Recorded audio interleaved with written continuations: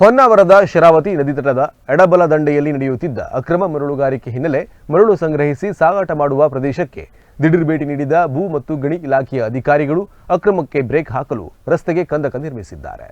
ಇತ್ತೀಚೆಗೆ ಮರಳು ಸಾಗಾಟಕ್ಕೆ ಪರವಾನಗಿದಾರರಿಗೆ ಅವಕಾಶ ನೀಡಲಾಗಿದ್ದರೂ ಕೂಡ ಅಕ್ರಮ ಮರಳುಗಾರಿಕೆ ತಡೆಯುವ ಪ್ರಯತ್ನ ಸ್ಥಳೀಯ ಅಧಿಕಾರಿಗಳು ಮಾಡಿರಲಿಲ್ಲ.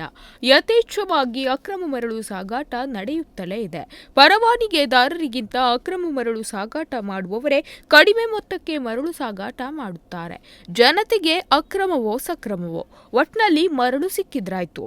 ಹೀಗಿರುವಾಗ ಸ್ಥಳೀಯ ಅಧಿಕಾರಿಗಳ ನಿರ್ಲಕ್ಷ್ಯಕ್ಕೆ ಅಕ್ರಮ ಮರಳು ಸಾಗಾಟ ಮುಂದುವರೆದಿತ್ತು.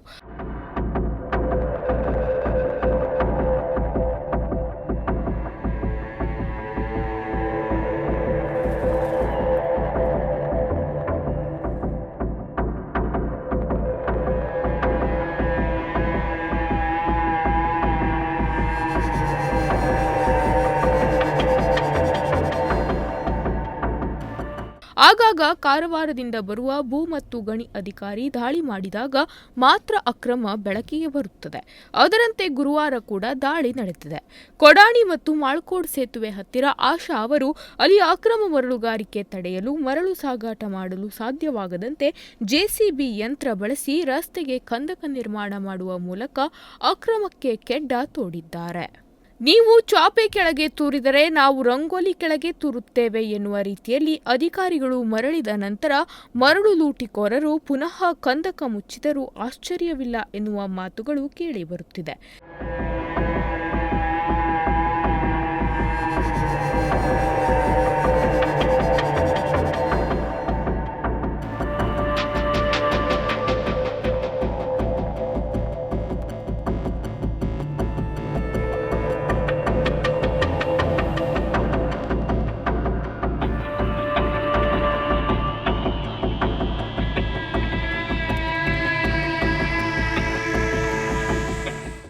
ತಮ್ಮ ಬದುಕಿನ ಹಾದಿಗೆ ಉದ್ಯೋಗವಾಗಿ ಕಂಡುಕೊಂಡ ಮರಳುಗಾರಿಕೆ ಹಂತ ಹಂತವಾಗಿ ದೊಡ್ಡ ಉದ್ಯಮ ಅನ್ನುವುದಕ್ಕಿಂತ ಮಾಫಿಯಾ ಮಾದರಿಯಲ್ಲಿ ವಿಸ್ತರಣೆಗೊಳ್ಳುತ್ತಾ ಹೋಯಿತು.